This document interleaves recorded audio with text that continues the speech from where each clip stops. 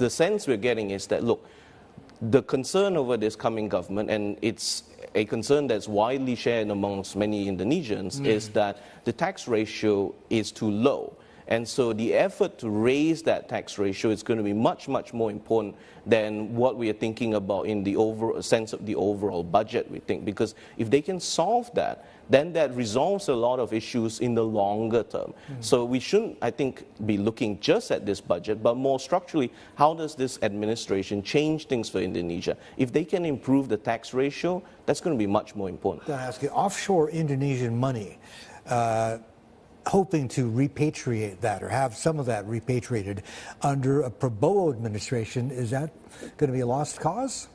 I think right now, given where the direction of the Fed is and where capital flows are probably going to look like and what that means for the dollar, it's not entirely clear to me that that's a lost cause. It may, for some people, be a source of concern, but to the extent that some businesses might feel encouraged by some of the spending measures that this government is putting out, it's not entirely clear to us that the repatriation won't happen. Right. And very quickly, Brian, we also know that Thailand's second quarter GDP figures are going to drop in about 2.5 hours.